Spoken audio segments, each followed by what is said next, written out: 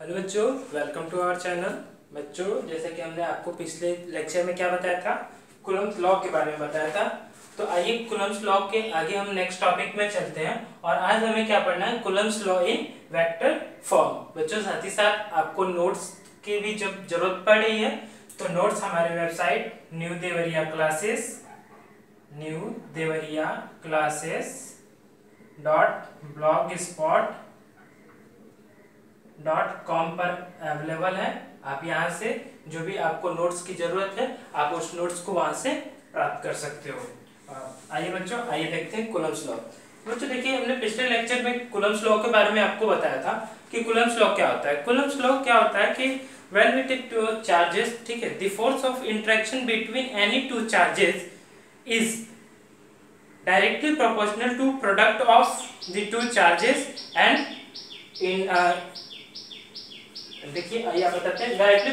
देखिए जो फोर्स है, मान लीजिए यहाँ पे एक चार्ज Q1 है और यहाँ पे एक चार्ज Q2 है, ठीक है बच्चों। देखिए तो हमने यही देखा था कि इन दोनों के बीच में अगर डिस्टेंस r है, ठीक, तो यहाँ पर क्या निकल के आएगा, तो कूलम्ब्स लॉ ये बताता है, Coulomb's law says that the force of interaction between any two charges is F is directly proportional to product of charges and inversely proportional to क्या होगा बच्चों, square of distance between them. और इन दोनों को कंबाइन करने से हमारा क्या निकल के आता है, F is directly proportional to K Q1 Q2 upon R square, where K is proportionality constant और K is equal to 1 upon 4 pi epsilon naught. Then F becomes F is equal to 1 upon 4 pi epsilon naught Q1 Q2 upon R square। ये निकल के आ जाता है बच्चों, आपका ये पूरा कूलम्ब्स लॉ निकल कर आ जाता है। Where epsilon naught is electrical permittivity of free space. तो आइए आज हम आगे देखते हैं और आज आगे क्या देखेंगे बच्चों, आज हम आगे देखेंगे Coulomb's law in vector form. ठीक है, वेक्टर फॉर्म में कूलम्ब्स लॉ कैसे होता है, कैसे हम उसको डिराइव करेंगे, आइए हम उसको आगे आज देखते हैं। वेक्टर के लिए हमने क्या लिया, ये एक 3D प्लेन ले लिया, ठीक है, ये आपका x axis, y axis, z axis, ये आपका ओरिजिन है। मान लीजिए इस xy प्लेन में आपके दो चार्जेस हैं Q1 Q2, ठीक, और यहां से ओरिजिन से ये क्या हो गया आपका पोजीशन वेक्टर, इसके लिए R1 और इसके लिए हो गया आपका पोजीशन वेक्टर R2। तो जो आप देख सकते हो यहाँ पे पोजीशन वेक्टर R1 और R2। उसके बाद से देखिए Q1 से Q2 पे अगर फोर्स लगता है तो क्या होगा, फोर्स F21, मतलब फोर्स ऑन 2 ड्यू टू 1, ठीक है। और यही फोर्स अगर यहाँ, इसका डायरेक्शन कहाँ होगा, इस तरीके से होगा और ये कैसे आएगा, कुछ यूं, और यहां से डिस्टेंस हो जाएगा फिर R12 means distance from charge Q1 to Q2। इसी तरह अब यहां की बात करेंगे, चार्ज ऑन Q1, ये क्या हो जाएगा आपका, ये हो जाएगा force F12, force on 1 with respect to 2, और इसका डायरेक्शन कुछ इधर हो जाएगा और ये हो जाएगा आपका R21, मतलब ये distance position vector from charge Q2 to Q1, ठीक। इसके अपोजिट फोर्स के क्या होता है, अपोजिट होता है। पोजीशन वेक्टर की बात जब हम करते हैं, फोर्स के क्या होता है, हमेशा अपोजिट होता है। तो आइए बच्चों अब आगे देखते हैं। हमारे पास ये देखिए दो चार्जेस हैं Q1 और Q2, ठीक है, और Q1 पे फोर्स क्या लग रहा है, F12 लग रहा है, जबकि Q2 पे क्या फोर्स लग रहा है, F21 लग रहा है। अब आगे बढ़ते हैं, देखिए now according to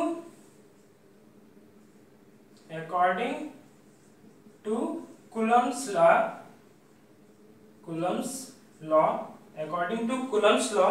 force on charge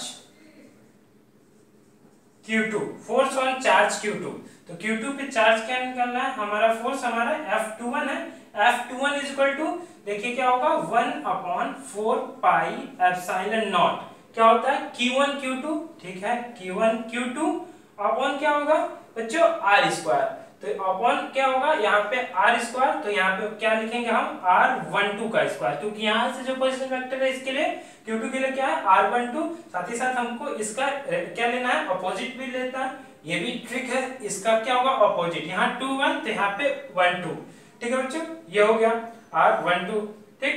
उसके साथ साथ हम क्या करेंगे यूनिट वेक्टर को लेते हैं, तो यूनिट वेक्टर को या फिर ये सिंपल r2 का स्क्वायर ये हो गया, ठीक है। अगर इसको यूनिट वेक्टर के साथ लेना रहा है उसको भी हम अभी आगे बताएंगे। तो यूनिट वेक्टर के लिए क्या करेंगे, यूनिट वेक्टर आपका क्या होता है जैसे जानते हो आप, यूनिट वेक्टर क्या बताता है केवल डायरेक्शन को, तो यहाँ पे आर कैप लिख सकते हैं हम लोग, ठीक है आर कैप, यहाँ पे r12 कैप कर लीजिए, ठीक है। तो r12 cap is equal to क्या होता है r12, ठीक है, वेक्टर वेक्टर r12 अपॉन क्या होता है आपका ये जो यूनिट वेक्टर निकल के आता है बच्चों, यहाँ पे क्या लेते हैं इसका फिर ये मॉड ले लेते हैं, मॉड r12, ठीक है, ये क्या हो जाता है आपका यूनिट वेक्टर हो जाता है, ठीक। अब ये हो गया आपका इक्वेशन फर्स्ट, ठीक है। आइए अब आगे देखते हैं, इसके आगे चलते हैं। सिमिलरली हम देख सकते हैं बच्चों, अगर सिमिलरली F हम क्या करेंगे force on Q2, similarly force on, अभी हमने क्या निकाला Q2 निकाला, फोर्स ऑन Q1 क्या होगा, इस क्या होगा हमारा फोर्स ऑन Q1 F12 ये क्या निकल के आएगा 1/4 पाई epsilon not Q1 Q2 upon, देखिए यहाँ पे पोजीशन वेक्टर इसके लिए क्या होगा r21 और यहाँ पे r21 का कैप, ठीक है, ये हमारा सेकंड इक्वेशन निकल के आ गया। अब देख सकते हैं यहाँ पे हमारे पास ये देखिए कूलम्ब्स लॉ लगाना था, कूलम्ब्स लॉ क्या कहता है कि the force of interaction between any two point charges is directly proportional to product of charges and inversely proportional to square of the distance between them, तो ये आपका ये निकल के आया। उसके बाद से देखिए सिमिलरली हमारे पास फोर्स ऑन Q1 भी आ गया, Q2 आ गया। अब यहाँ से आप देख सकते हैं, ये देखिए R1 का डायरेक्शन कहाँ को है, देखिए आप यहाँ से R1 का डायरेक्शन देख सकते हैं, R1 का डायरेक्शन कुछ इस तरफ है, लेकिन R2 का डायरेक्शन यहाँ, मतलब यहीं से क्या है अपोजिट सेंस में, मतलब कि अपोजिट में, और पोजीशन वेक्टर अगर अपोजिट में होता है तो साइन हम क्या लेते हैं वेक्टर में नेगेटिव लेते हैं। तो यहाँ से हम आप देख सकते हो बच्चों कि जो R12 है आपका ये कहाँ है, R12 ये -R21, ठीक है, -R21, ठीक है, क्या निकल के आ रहा है -R21 निकल के आ रहा है। तो इसका मतलब ये देख सकते हैं हम, तो यहाँ से आपका क्या निकल के आया अपोजिट निकल के आ रहा है, या फिर ये कह सकते हैं R21 लीजिए, R21 क्योंकि हम अभी F2 की बात कर रहे हैं, तो R21 = -R12, ठीक है, ये ठीक इसके अपोजिट है। इसको हम क्या ले लेते हैं इक्वेशन 3 ले लेते हैं, इक्वेशन 3 हमने ले लिया। अब हम क्या करेंगे बच्चों, अब इस इक्वेशन 3 को हम क्या करेंगे पुट करेंगे, किस में पुट करेंगे, देखिए R21 की वैल्यू रखनी है, किस में रखेंगे हम 2 में पुट कर देंगे, ठीक है, 2 में पुट करते हैं, पुट इक्वेशन 3 इन इक्वेशन 2, ठीक है, पुट करते हैं, पुट करेंगे तो हमारे पास क्या निकल के आएगा, आइए देखते हैं आगे हमारे पास क्या निकल के आता है। हमारे पास आगे निकल के आएगा F12 = 1/4 pi epsilon not Q1 Q2 upon R square, R means यहाँ पर क्या निकल के आएगा, हमें पुट करना था R21 की जगह, मींस R12 इसका स्क्वायर करेंगे जब हम, तो ये क्या होगा, ये आपका पॉजिटिव हो जाएगा। फिर भी आइए एक स्टेप और बढ़ाते हैं, फिर यहाँ -R12, ठीक है बच्चों, ये देख सकते हैं आप। Next step F12 = 1/4 pi epsilon not Q1 Q2 upon R12 square, ठीक है बच्चों, R12 स्क्वायर, R यहाँ पे क्या हो गया -R12, क्या आ जा रहा R12 आ जा रहा है आपका, ठीक है, आप देख सकते हैं। तो अब ये देखिए ये क्या है, ये किसके इक्वल है -F21, आप देख सकते हो ये किसके इक्वल है F21 के इक्वल था, माइनस यहाँ पे आ गया, तो F12 इक्वल्स क्या हो जा रहा है बच्चों आपका F12 इक्वल्स -F21, मतलब कि force on charge Q2 is opposite to force on charge Q1, मतलब कि फोर्स जो आपका Q2 पे लग रहा है वो चार्ज क्या है अपोजिट है, और यहाँ पे जो पोजीशन वेक्टर यहाँ से क्या है, अपोजिट है, इसीलिए चार्ज Q1 पे क्या लग रहा है, हमारा फोर्स अपोजिट फोर्स लग रहा है। यहाँ से आप आसानी से इसको देख सकते हो। इससे क्या कंक्लूजन निकल कर आता है, आइए देखते हैं। दो कंक्लूजन निकल के आएगा। पहला क्या कंक्लूजन निकल के आता है, ठीक है, देखिए बच्चों कंक्लूजन, पहला कंक्लूजन हमारा क्या निकल के आता है, देखिए इसमें पहले कंक्लूजन में क्या निकल कर आएगा कि देखिए क्या होता है, यहाँ पे एक चार्ज Q1 Q2 है, ठीक, Q1 Q2 है। मान लीजिए ये चार्ज क्या है, दोनों ये चार्ज इस तरफ को काम कर रहा है, ये इधर, मतलब कि सेम डायरेक्शन में, ठीक है, सेम डायरेक्शन में काम कर, अपोजिट है, मतलब कि ये चार्ज क्या है, ये आपका एक पॉजिटिव चार्ज है और एक ये नेगेटिव चार्ज है, मतलब कि अपोजिट चार्जेस अगर हैं तो यहाँ पर क्या होगा, Q1 into Q2 क्या होगा, लेस देन 0, ठीक है। यदि ये प्लस हो, ये माइनस हो, या फिर ये माइनस हो, ये प्लस हो, तो Q1 Q2 क्या आएगा आपका, लेस देन 0 आएगा। और इस समय क्या होगा, फोर्स ऑफ एट्रैक्शन, जबकि दूसरा कंक्लूजन क्या निकल कर आता है, मान लीजिए दोनों पॉजिटिव है, ठीक है, ये Q1 ये Q2, अगर ये भी प्लस का ये भी प्लस, या ये माइनस दोनों या तो प्लस है, ठीक है, पेयर्स या तो दोनों प्लस है या दोनों माइनस के हैं, ठीक है, दोनों प्लस है दोनों माइनस के, तो ये क्या लगेगा, इसकी वजह से फोर्स इधर लगेगा, इसकी वजह से फोर्स कहाँ लगेगा, इधर लगेगा। और यहाँ से क्या निकल कर आएगा, ये आपका Q1 Q2 ग्रेटर देन 0, क्योंकि माइनस माइनस भी प्लस हो जाएगा, प्लस इंटू प्लस भी प्लस, ये प्लस प्लस भी प्लस आ जाएगा, माइनस इंटू माइनस भी क्या आ जाएगा आपका, या माइनस इंटू माइनस भी प्लस आ जाएगा, मतलब ग्रेटर देन 0 आएगा। और इस टाइम क्या होगा, force of repulsion, force of repulsion. तो बच्चों ये क्या था आपका Coulomb's law in vector form था। आइए अब नेक्स्ट आगे देखते हैं हम डाइइलेक्ट्रिक कांस्टेंट। डाइइलेक्ट्रिक कांस्टेंट क्या होता है उसके बारे में जानते हैं। तो आइए डाइइलेक्ट्रिक कांस्टेंट देखते हैं।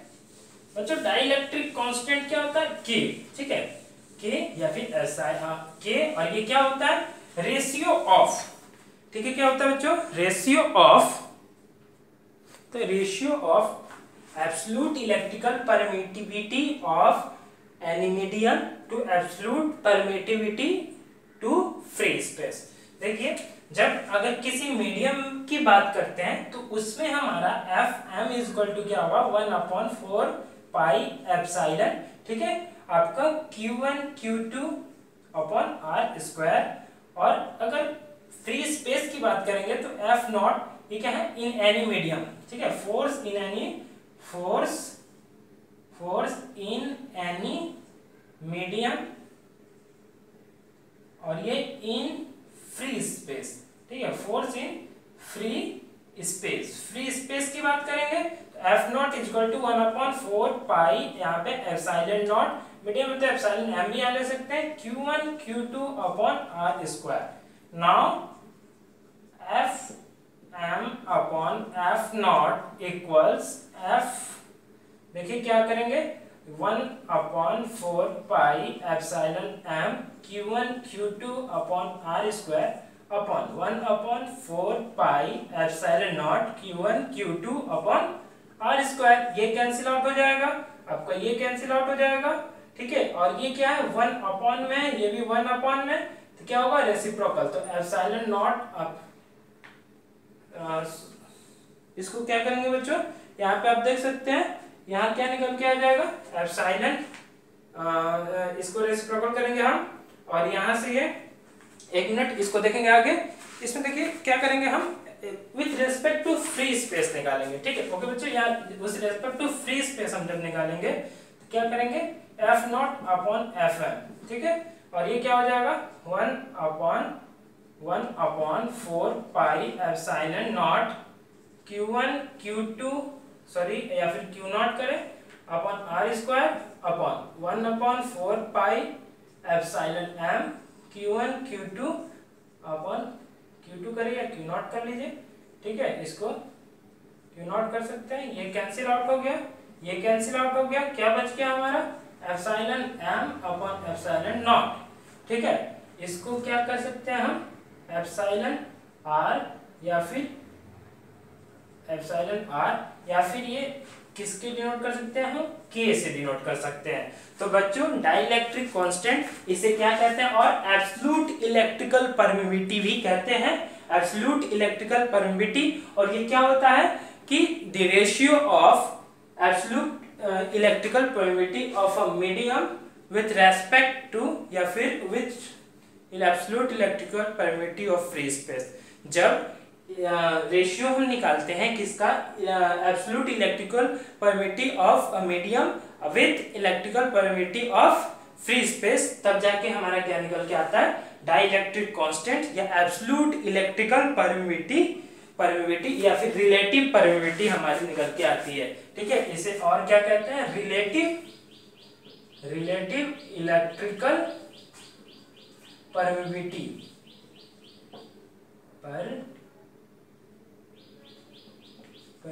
भी इसको कहते हैं। तो ये बच्चों आपका एब्सोल्यूट डाइलेक्ट्रिक कांस्टेंट ये आपका निकल के आ गया। अब आगे हम क्या देखेंगे बच्चों, आइए देखेंगे हम इलेक्ट्रिक चार्ज डिस्ट्रीब्यूशन। उसमें से क्या देखेंगे हम, कंटिन्यूअस चार्ज डिस्ट्रीब्यूशन के बारे में देखेंगे।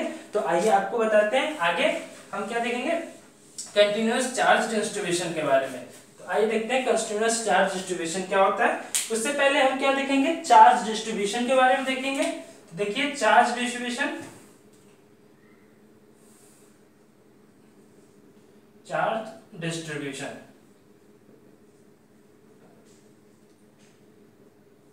तो देखिए बच्चों हमारे पास क्या होता है, इसमें इसके अंदर में इलेक्ट्रोस्टैटिक्स के अंदर दो तरीके का चार्ज डिस्ट्रीब्यूशन आता है। पहला क्या है आपका, ये देखिए डिस्क्रीट या फिर इसे क्या कहते हैं हम, डिसकंटिन्यूअस भी कहते हैं, डिसकंटिन्यूअस चार्ज डिस्ट्रीब्यूशन। जबकि इसके अंदर क्या आता है आपका, कंटिन्यूअस चार्ज डिस्ट्रीब्यूशन। इसके अंदर आपका आता है कंटिन्यूअस चार्ज डिस्ट्रीब्यूशन। तो बच्चों देखिए डिस्क्रीट, पहले आइए देखते हैं डिस्क्रीट चार्ज डिस्ट्रीब्यूशन क्या होता है। तो डिस्क्रीट चार्ज डिस्ट्रीब्यूशन में हम क्या देखते हैं, यहाँ पे देखिए बच्चों क्या बातें निकल के आती है। जैसे मान लीजिए यहाँ चार्ज एक Q1 है, यहाँ एक चार्ज Q2 है, यहाँ एक चार्ज Q3 है, यहाँ एक चार्ज Q4 है। मतलब सबसे पहली बात, यहाँ पे जो भी चार्ज लिए गए हैं इंडिविजुअल लिए गए हैं, ठीक है, एट रैंडम है, कौन कहां पर है ये हम नहीं कह सकते हैं, ठीक है, उसका प्लेस कोई फिक्स नहीं है। ठीक, दूसरी बात, जब इसकी इलेक्ट्रिकल फील्ड निकालने की बात होगी बच्चों, तो इलेक्ट्रिकल फील्ड निकालेंगे तो हमें क्या करना होगा, इंडिविजुअली, और उसको क्या करेंगे हम, इंडिविजुअली इलेक्ट्रिकल फील्ड कैलकुलेट करके फिर हम उसको क्या करेंगे, ऐड करेंगे। जैसे मान लीजिए यहाँ पे electrical field EP equal to क्या होगा, E1 plus E2 plus dot dot जो भी है इसके आगे बढ़ सकता है। ठीक है बच्चों, इसी तरह अब यहाँ कंटिन्यूअस चार्ज डिस्ट्रीब्यूशन की हम जब बात करेंगे तो कंट्रीब्यूशन इसमें क्या होता है, ये आपका 3 टाइप्स का होता है। पहला क्या होता है इसमें, लीनियर या लाइन चार्ज डिस्ट्रीब्यूशन कहते हैं इसे, ठीक है, लाइन चार्ज डिस्ट्रीब्यूशन।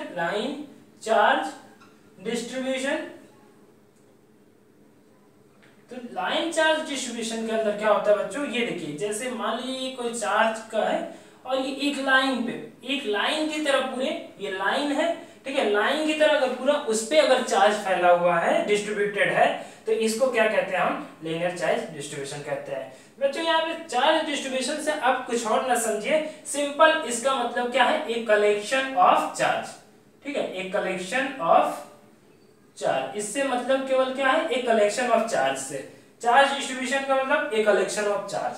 उसके बाद इसमें देखिए कलेक्शन ऑफ चार्ज है, क्या है इसमें, डिस्क्रीट है, डिसकंटिन्यूअस है, मतलब एट रैंडम है, कहीं भी है। इसमें जो भी इलेक्ट्रिकल फील्ड की बात करेंगे हम क्या कर रहे हैं, इंडिविजुअल बात कर रहे हैं, Q1 Q2 Q3, मतलब E1 है, E2 है, E3 E4 En जो भी हो जाएगा।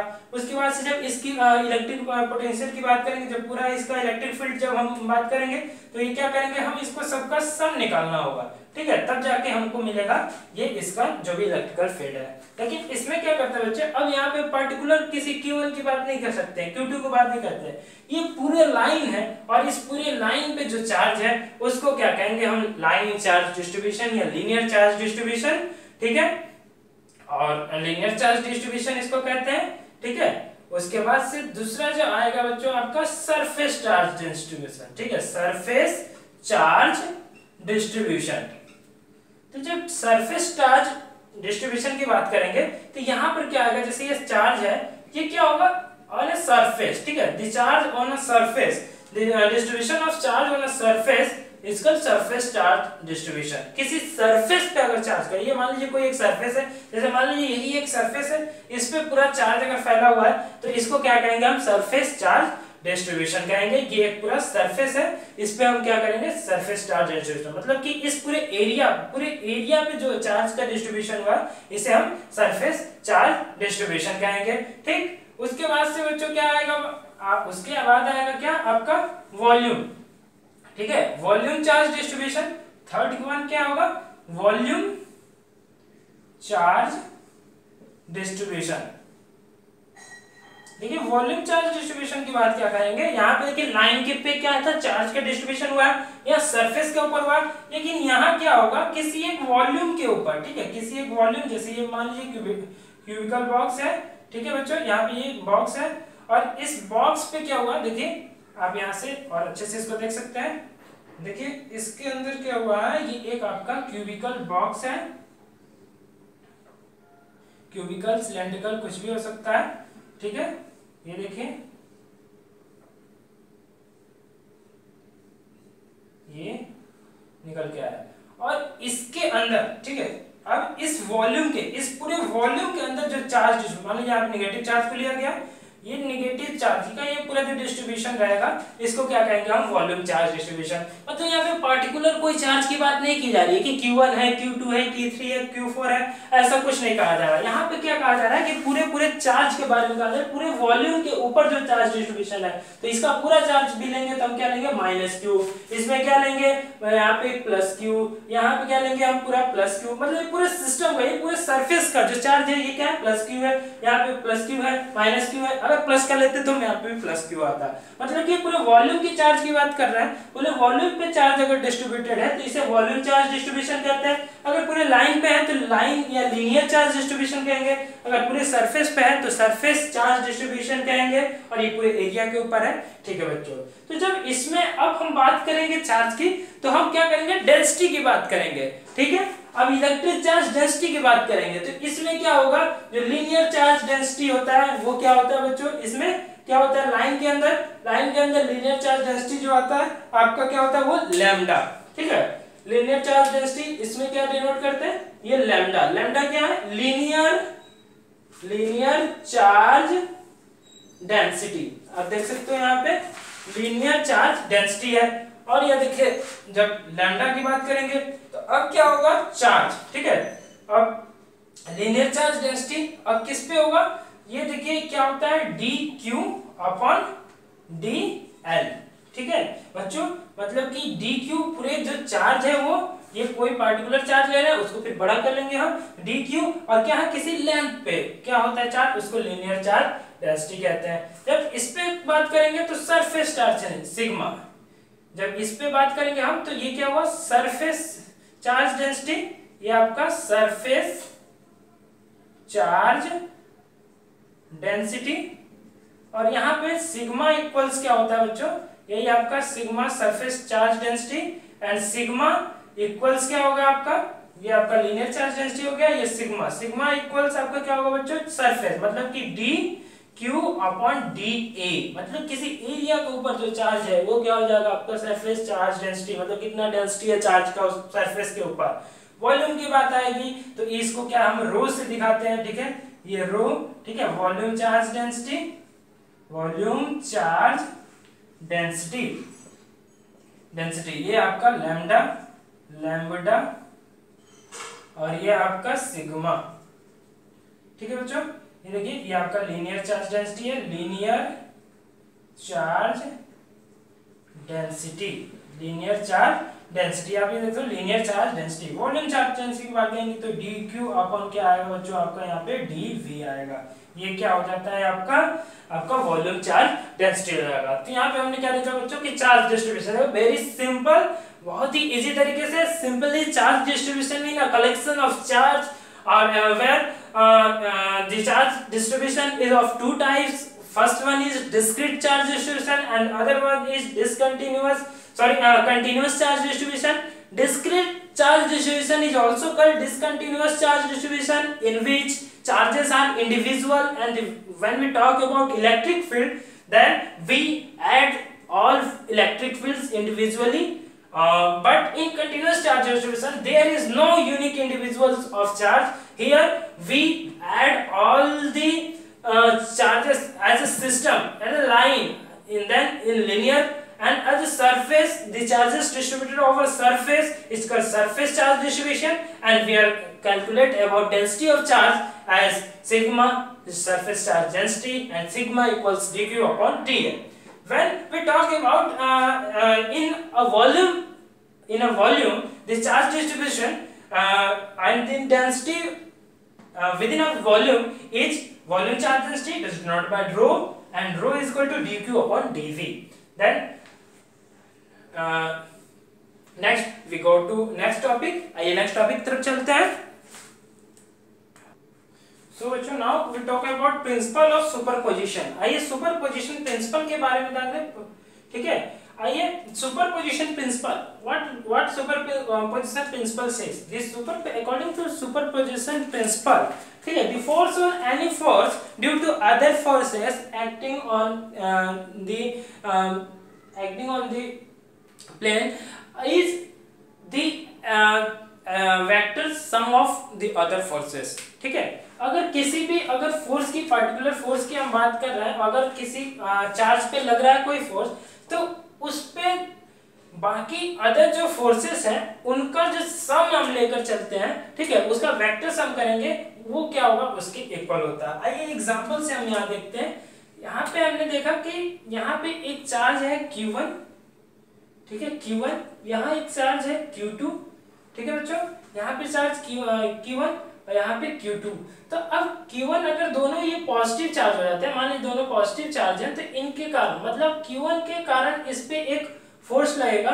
वो फोर्स क्या होगा आपका, ये फोर्स क्या हो गया बच्चों, ये देखिए इस पे आपका ये एक फोर्स लगा, ठीक है, ये आपका फोर्स लगा, ये क्या हो गया फोर्स आपका F21, मतलब फोर्स ऑन 2 ड्यू टू 1, ठीक है। उसी समय एक और अदर फोर्स काम कर रहा है, यहाँ पे मान लीजिए यहाँ पे एक अदर चार्ज है Q3 और सेम ये भी है पॉजिटिव है, तब इसके कारण जब फोर्स अगर यहाँ पे एक काम करेगा तो ये क्या होगा आपका F23 मतलब इसके कारण, ठीक है, force due to 3 on Q, ठीक है, F23 फोर्स, देखिए यहाँ लिख सकते हैं F21 force on Q2 due to Q1, F23 means force on